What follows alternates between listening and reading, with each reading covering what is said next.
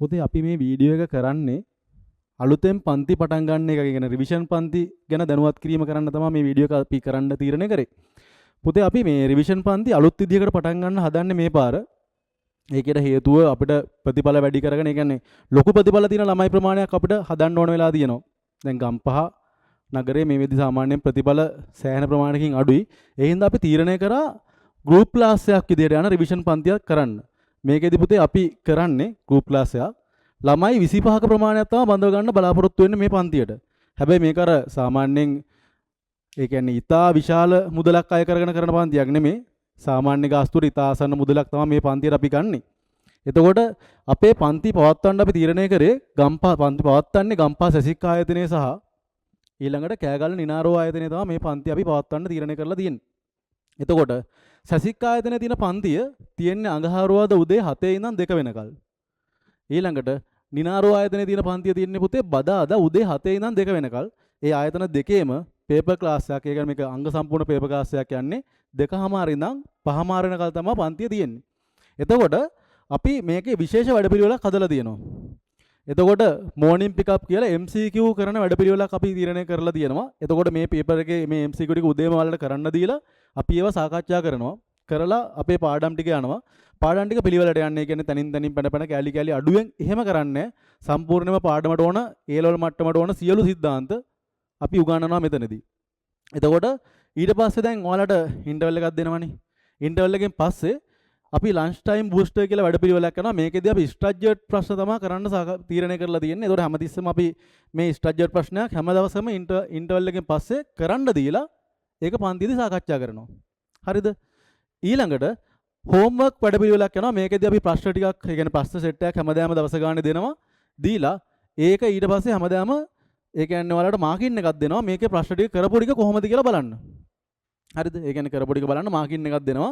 ඊට අමතරව සාමාන්‍යයෙන් 2000 ඉඳන් 2025 24ට යනකල් තියෙනවානේ අවුරුදු 25ක පේපර්. ඔය තියෙන පේපර් ටිකට අපි ඔක්කොම පාස් පේපර් ටික පන්තියේදීම ලියවනවා. ඒ කියන්නේ පන්තියේදීත් ලියවනවා. තව ගෙදරදී ලියන්න දීලා ඒවත් බලනවා.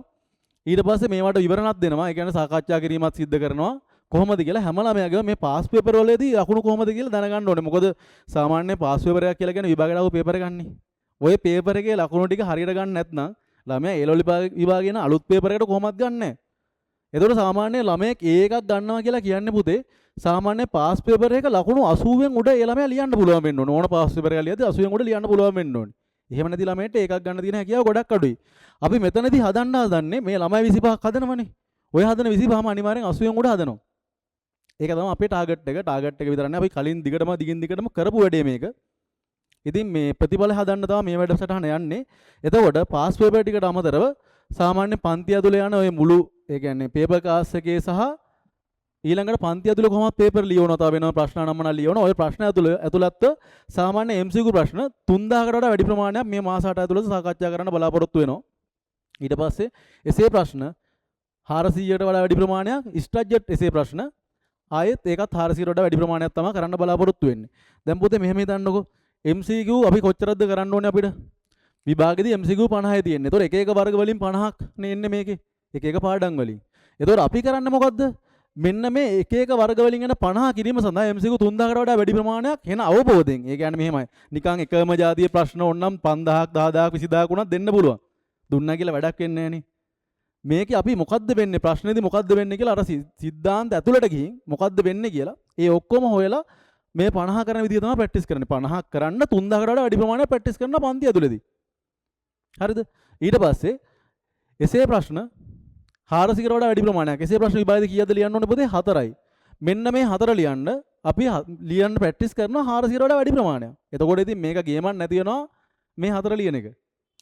හැබැයි මතක තියාගන්න මේ එකම જાතිය එසේ ප්‍රශ්න 400ක් නෙමෙයි. එක එක විදිහ එන්න පුළුවන් විවිධ ආකාරවල ප්‍රශ්න තමයි කතා කරන්නේ. ස්ට්‍රක්චර්ඩ් ප්‍රශ්නත් ඒ විදිහම තමයි එක එක විදිහට අපි ප්‍රැක්ටිස් කරලා එන්න පුළුවන් හැම ආකාරයෙම ප්‍රැක්ටිස් කරනවා. හරිද?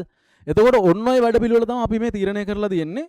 එතකොට මෙහෙමයි දැන් සාමාන්‍ය ළමයි 25ට වඩා වැඩියෙන් ආවොත් එතකොට අපි තීරණය කරලා තියෙන්නේ කණ්ඩායම් දෙකක පන්තියක් අපි මේකට ගන්න කියලා. මොකද මේක ප්‍රතිඵල හදන පන්තියන්නේ. ප්‍රතිඵල හදද්දී නලවන්න බෑ අපිට. නලෙව්වා කියලා වැඩක් නැහැ නේ. ඒ කියන්නේ මෙහෙමයි කමන්නේ පුතේ. උඹට අවුලක් නැහැ මෙහෙමයි කියලා එන ඒ කියන්නේ කොච්චර ලකුණු අඩු වුණත් එහෙමයි කියලා හිත හදලා ඒ කියන්නේ නිකන් කමන්නේ නැහැ කියලා නිකන් තියන් ඉන්න වැඩ පිළිවෙලක් නෙමෙයි මේක.